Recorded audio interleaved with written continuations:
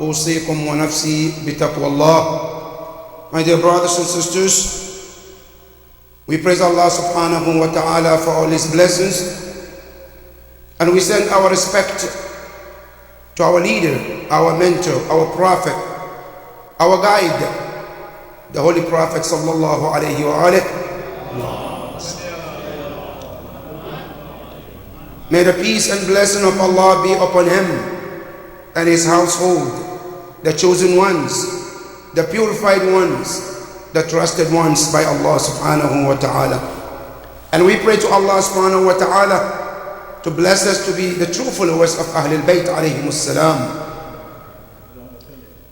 My dear brothers and sisters, once again another opportunity we are given to come together on Friday to remind one another about Allah subhanahu wa ta'ala, to remind one another about the rules and regulation of Allah, and remind one another that whatever we do, keep in mind that He's watching. And not only He's watching, He is going to hold us accountable Yawm al-Qiyamah. And not only that, whatever we do, as small as it could be, He will bring it to your attention Yawm al-Qiyamah. So let's have Allah in mind in all matters, whether in the matters that we talk, we go, we take, we look, we hear. Let's put Allah first before all of this. Because remember, Allah subhanahu wa ta'ala constantly reminding us in the Quran, as inna as-sam'a wal basar wal fu'ad kullun ulaika kana anhu mas'ula. Allah says, not just your action we're going to ask, even what you hear we will ask you about. What you look at we will ask you about. Why did you look at this? Why did you listen to this? So we have to be very careful and remember Allah in all these matters, inshallah.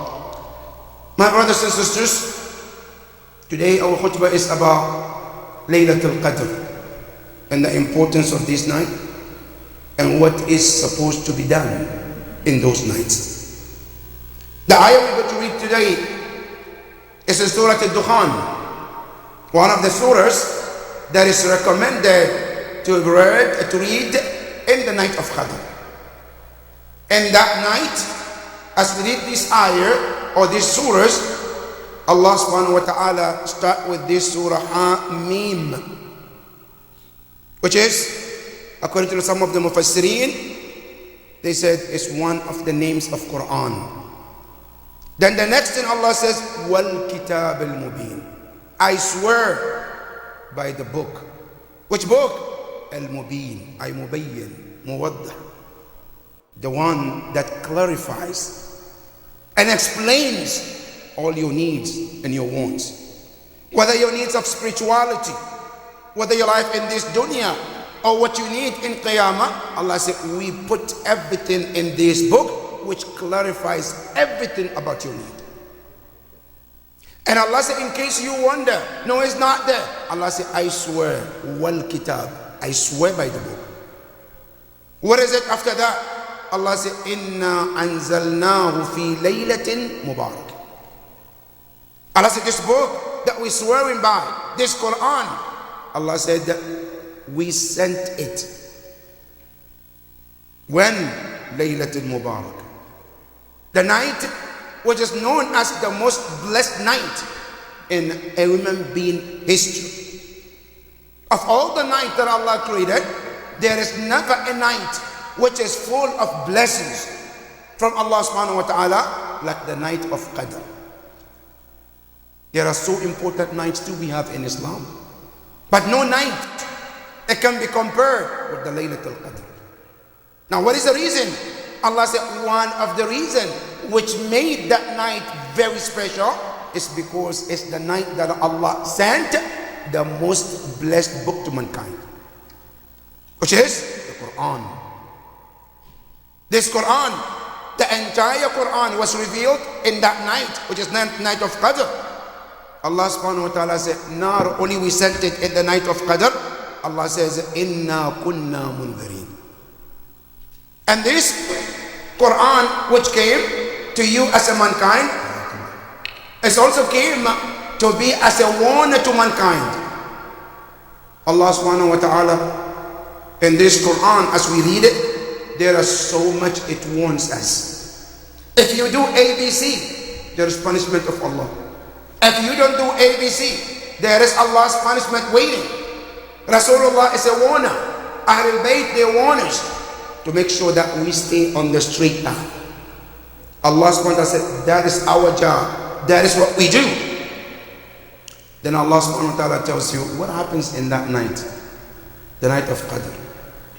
Allah subhanahu wa ta'ala, in many places there are explanations where the Quran says one of the things that happens in the night of Qadr, the entire angels come down. Every angel ever been created, ever lived, have to come down in the night of Qadr. Now question, where do they come from? Now, some narration says they come from the seventh heaven to the earth. All of them, including Jibreel, they all have to come down. On that night, in order to match and respect this important night, they all have to come down. تَنَزَّلُ الْمَلَائِكَةِ. The entire angels come down. Now you know, according to the narrations, since Rasulullah passed, Jibreel normally doesn't come down. Because Jibreel, according to the Quran, وَمَا نَتَنَزَّلُ إِلَّا بِأَمْرِ رَبِّكَ. So we don't come down unless we are ordered to.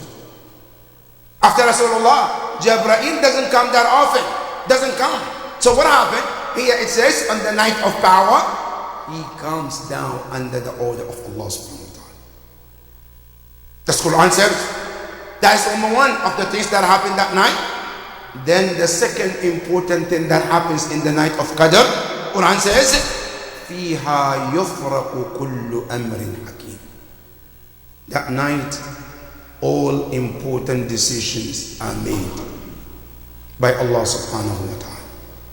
Everything that will happen throughout the year, from the night of Qadr till the next year night of Qadr, everything that happens will happen is decided that night. In Hadith of Ahlul Bayt alayhimus salam, they made it clear. Number one of the things that happens, Allah subhanahu wa ta'ala reveals everything about destinies of people. In terms of what? In terms of my rizq. How much am I going to get? What am I going to get? When am I going to get? Where am I going to get? All is decided in the night of Qadr. That's number one. Number two, who will be invited to come to the house of Allah to perform Hajj is decided that night. And that is why, if you check in the a'mal of the first night of Ramadan, one of the recommended things to do is to ask Allah to write your name among the list of the people Allah will select to go and perform Hajj that year. Not only that, even that particular year, who will be invited to go to Ziyarah, it's selected in that night too. Not only that, they said Al-Ajal also are decided that night. How long am I going to live? When am I going to die? Where would I die? In what circumstances I'm going to die is decided on that day. That is number three.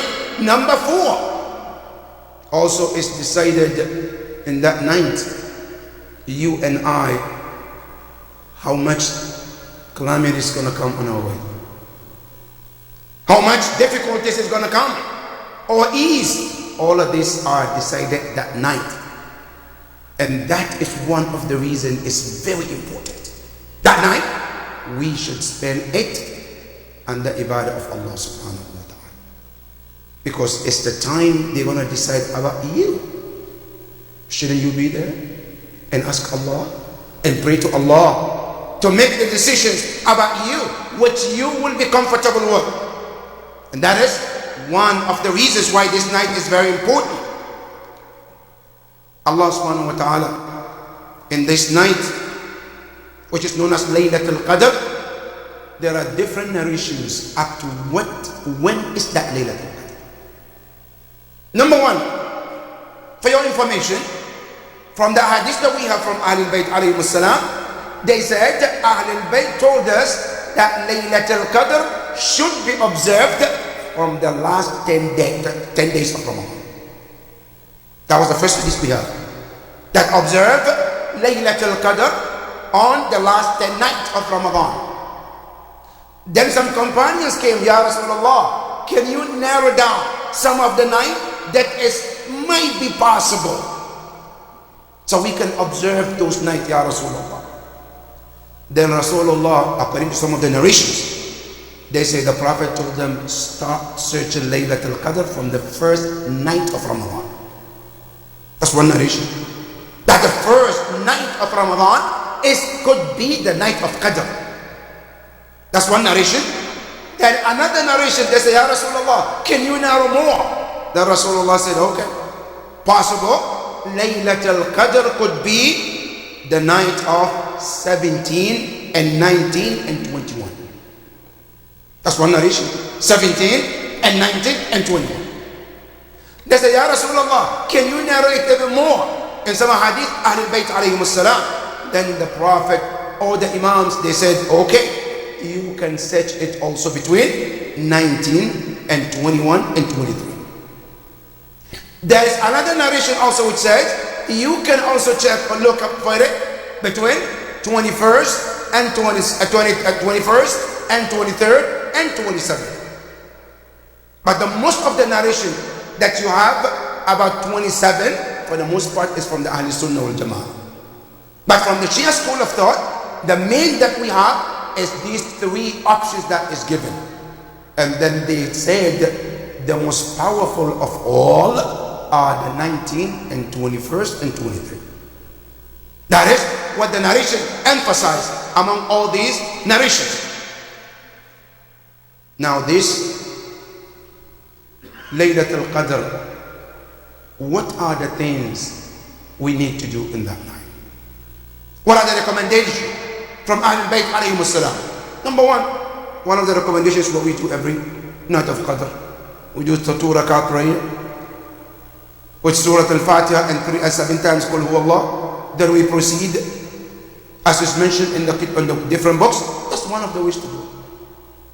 But when they ask Ahlul Bayt alayhim salam, what are some of the best thing to do during the night of Qadr? Then the Ahlul Bayt says, Talabul ilm, seeking knowledge. Ya Allah, seeking knowledge? Yes. What does it mean? Meaning if you and I can take a book of aqaid or tafsir or any book that can bring us closer to Allah subhanahu wa ta'ala to understand and digest, it could be the best for you in the night of Qadr.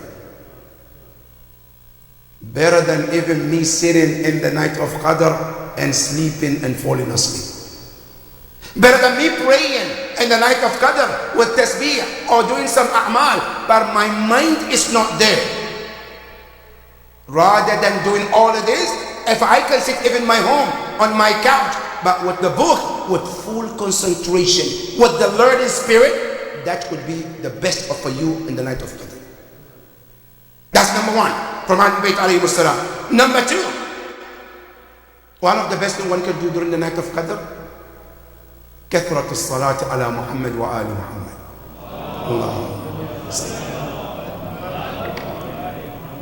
That during the night of Qadr, as much as you can, you send Allahumma salli ala Muhammadin wa ali Muhammad. You kept sending it as much as you can all night long. That is one of the best a'mal also in the night of Qadr. This is one of the things we really sometimes we don't take it seriously. But this salawat can make a life change. Can be the source of opening the doors in front of you. And it's one of the recommendations of Ahlul Bayt to do during the time of Laylatul Qadr. That's number two. Number three, one of the things that Ahlul Bayt recommended in the night of Qadr to do is tafakkur. Unfortunately, this is one of the forgotten ibadah.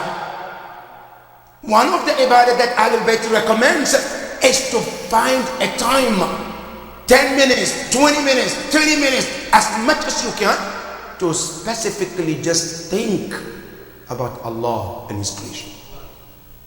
This is a great ibadah in the night of Qadr. Now listen to the Prophet.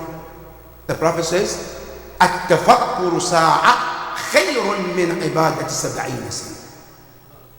To sit down 1 hour to think about Allah subhanahu wa ta'ala, to think about Qiyamah, to think about the journey from here to Barzakh, to think about Ahwal al-Qiyamah, this itself can be your destiny for Laylatul Qadr. Tafakkur is not a joke. It's one of the greatest ibadah in Islam. You check in the Quran and see how much Quran emphasizes about thinking. لِقَوْمٍ يَتَفَكَّرُونَ لِأُولِي الْأَلْبَابِ أَفَلَا يَتَدَبَّرُونَ. All of these are emphasis from the Quran for us to think. And the more you think, the more your brain and Allah opens so much in front of you. And that is one of the a'mal of Laylatul Qadr. And if you can, even if not the whole night, at least take 10 minutes, 5 minutes of your night just to concentrate on Allah. Just to think about Allah. At-tafakkur is one of the a'mal of Laylatul Qadr. That is number 3. Number 4 is also recommended for those who can to read Surah Al-Qadr 1,000 times. قراءة سورة القدر 1000 مرة في ليلة القدر. And you know what they say from Ahlul Bayt? When a person reads this surah 1,000 times in the night of Qadr, it is mentioned يَفْتَحُ عَيْنَ الْبَاصَرِ. It opens the eyes of your heart. Not this eye, not the eyes of your heart. Now a lot of us, our eyes in the heart is already blocked. Now one of the way to open it and get it activated is through reciting of Surah Al-Qadr in this night. And it makes a big difference as well. And that is number 4. Number 5. One of the recommendation things for those who can also to pray 100 rak'ah, just the niyyah of A'mal Laylatul Qadr, if you can. If one can, 100 rak'ah, you pray 2 rak'ah, 2 rak'ah, 2 rak'ah, like we do Salat al-Fajr, and you continue until 100 rak'ah on that night. That also is one of the recommendation for us to do during the night of Qadr. One of the recommendation also, if one can, to repeat the word Ya Basir 3,000 times. Ya Basir. And it's mentioned that when you repeat this, it opens and makes your brain and memory very strong. And it's one of the recommendations of Ahlul Bayt to do during the night of Qadr. Another recommendation of Ahlul Bayt alayhimus salam is to do at-tawbah, repentance, during the night of Qadr. It's highly recommended. And that's why when you look, the amal that we do the night of Qadr, the first thing we start is what? Istighfar. Asking Allah, astaghfirullah wa as'aluhu at-tawbah, or astaghfirullah wa atubu ilayh. That night, one of the highly recommended things is to ask Allah for forgiveness for all damages that I have done. The ones I can remember, all of them put before Allah and ask Allah subhanahu wa ta'ala. That is one of the recommendations that Ahlul Bayt gave during the time of Laylatul Qadr. Now, one thing also some of the scholars recommended during the night of Qadr is to make sure that at least you open the new page with Allah. Meaning, you say to Allah, from tonight I want to be a different person. Ya Allah, I came with so much baggage of sins, disobedience. Ya Allah, all of this I've done, all of this I have done out of ignorance, out of lack of knowledge, and now I have recognized. And now, Ya Allah, I want to be a different person. This itself is considered the best for the night of Qadr.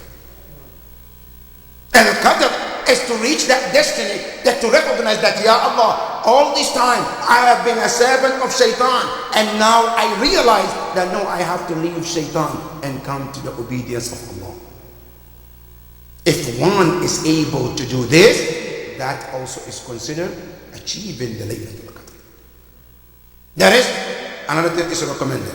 However, with the tawbah, as we mentioned, the tawbah have to come with the shurut. One of the shurut of tawbah is to regret from the bottom of your heart. I have to feel from my head and my heart connected that yes, whatever happened is wrong and I shouldn't have done it, and I regret, and also I promise Allah not to go back to that sin ever. Tawbah has two foundations. One is I regret. Two, I promise not to go back to the sin. That is what is required for tawbah. And if a person is able to do this, you will be successful for the Laylatul Qadr. That is one of the recommendations. But there is one important thing too, my brothers and sisters, which some of the Urafa, they recommended. And they said, you can divide your Laylatul Qadr into three. The first night, which is known as the night of 19, is called Laylatul Tawbah. That's one. The second night that comes, 21st, is called Laylatul A'mal. The third night is called Laylatul Kamal. And these, what does it mean? And Urafa, they put it very beautifully. That these 3 nights, they say the first one is called At-Takhliyah. The second night is called Tahliyah. And the third night is called Tajliyah. This wording is beautiful. At-Takhliyah, meaning the night of removing all the obstacles and shackles that I put on myself before Allah. The night that I came with so much and I'm trying to clean myself and be the best one. That's called the night of Tawbah. That's the first night. That's called Tahliyah. At-Takhliyah, to take everything out that you brought it, of the garbage, of the bad things, you're taking it to clean yourself. Then the night of 21st is called At-Tahliyah. Now I am starting to put on the good stuff. I'll give you an example.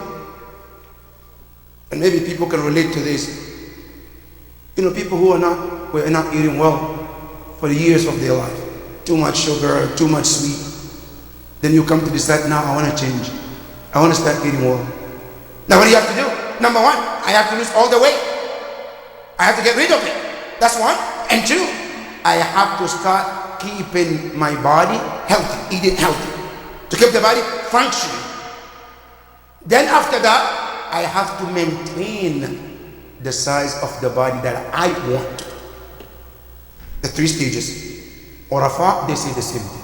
At-Takhliyah, that's the beginning. You start to take everything out, the sin, the disobedience. That night of 19, I focus on just the tawbah. And you know Allah subhanahu wa ta'ala is all forgiving. When the servant comes with that heart and that spirit, Allah subhanahu wa ta'ala said, you are in, I forgive you. That's the first night. Then the second night, they call it At-Tahliyah. Now the A'mal starts. Becoming a better servant, becoming a good servant, becoming obedient servant. That is the second night. And then the third night is called At-Tajliyah, which they call it Al-Kamal. Now some of them, they call this night the night of Al-Jalal, then the night of Al-Jamal, and the night of Kamal. Al-Jalal, remember the first night? Then the second night, the night of Jamal. Now I want to beautify myself with the obedience of Allah. Then the third night is called the night of Kamal, being perfect servant of Allah. That is one of the things we can do during this night, by making or putting these 3 nights in mind and praying. And the last, not the least, this night, one of the highly recommended things, brothers and sisters, is to remember to pray for others. It's extremely important. We know that we all have things, we have needs, but spare a time where you remember those who don't even think that you remember them. People who don't even think that you have them in mind, keep them in mind. Now in the hadith it is mentioned that when a servant started to make dua, remembering other mu'mineen, other people who don't even know that he or she is praying for them, then Allah tells the angels, my angels bear witness that this my servant who is remembering other people who don't know, I want you to bear witness that I will remember him on the day nobody remembers another person. And that is the power of remembering others in your dua.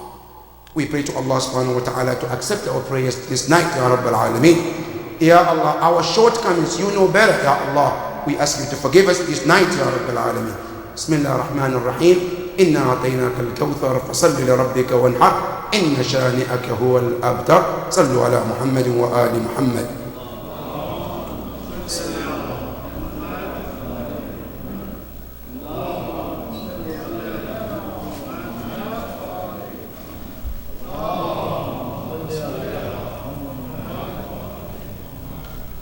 بسم الله الرحمن الرحيم. الحمد لله رب العالمين، ثم الصلاة والسلام على أشرف الأنبياء والمرسلين، سيدي وحبيبي ونور قلبي، طب القلوب ودوائها وعافية الأبدان وشفائها ونور الأبصار وضيائها أبي القاسم محمد اللهم صل وعلى أهل بيته الطيبين الطاهرين، لا سيما آخرهم قائم أهل بيت محمد المهدي المنتظر، روحي وأرواح العالمين له الفداء. اللهم بهم نتولى ومن أعدائهم نتبرأ إلى قيام يوم الدين. الله.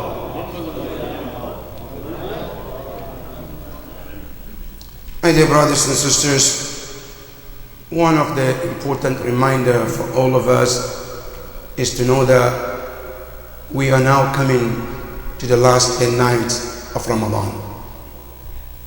And it's mentioned that at the time of Rasulullah, when the last 10 nights comes, the Prophet becomes a different person. Not the same person they used to know. In which term? They say Rasulullah becomes a person that takes every second of his life very important. The Prophet doesn't go back to do things he normally does, such as sitting and talking, such as going to other places. He dedicates his time during the last 10 nights for more ibadah than any other time.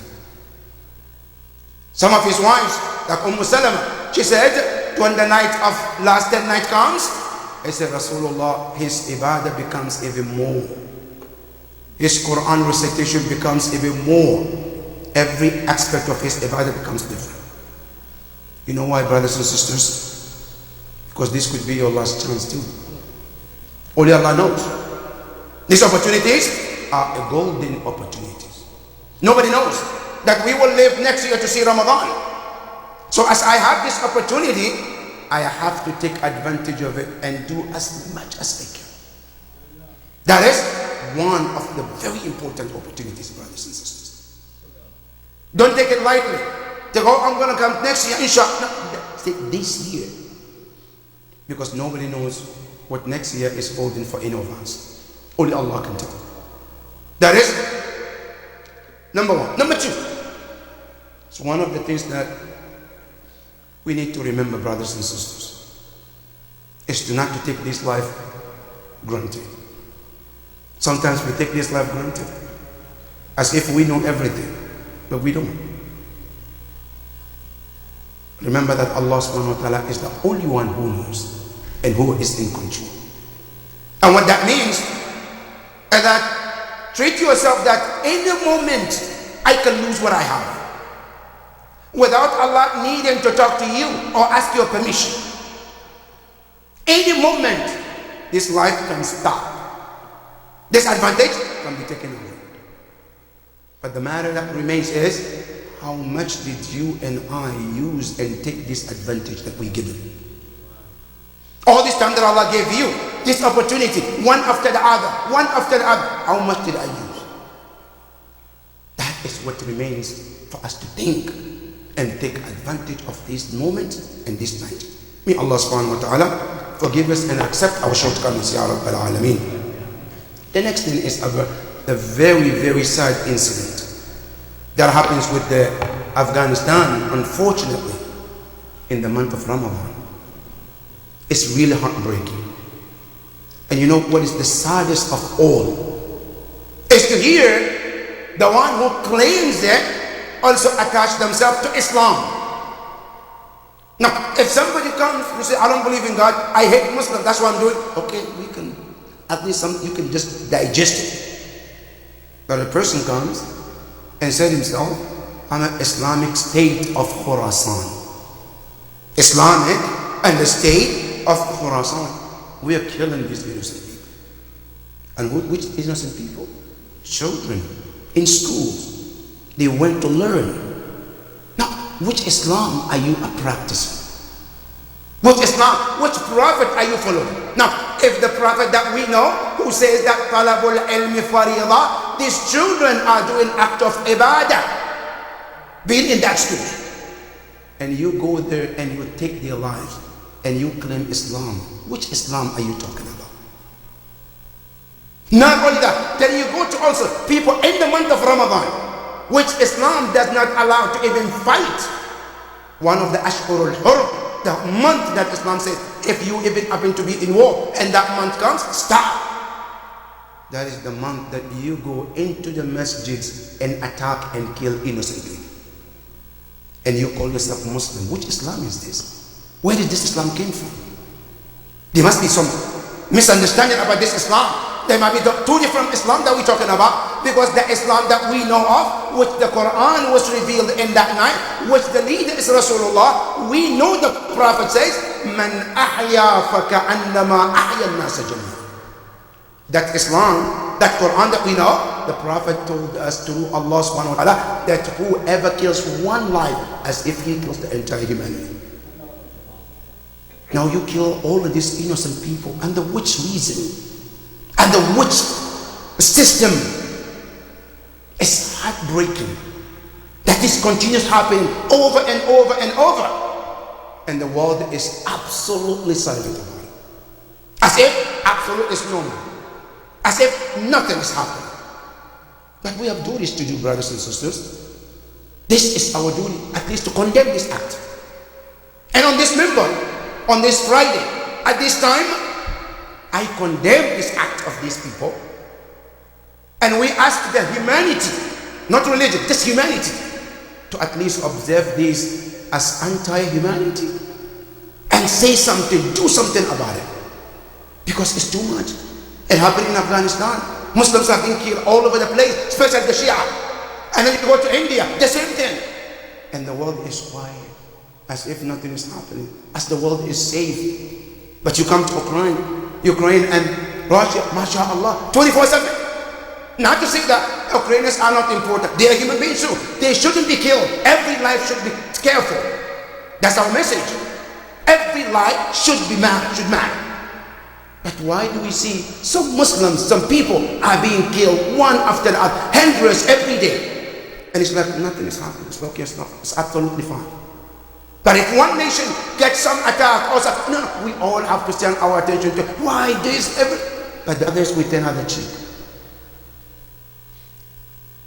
Our condolences goes to the families of these brothers and sisters in Afghanistan.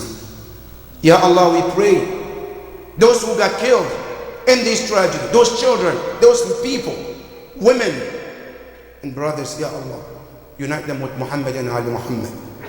And the families who also lost their loved ones in this tragedy, Ya Allah, we ask you to give them sabr, Ya Rabbal Alameen. Ya Allah, we ask you to protect our humanity, Ya Rabbal Alameen.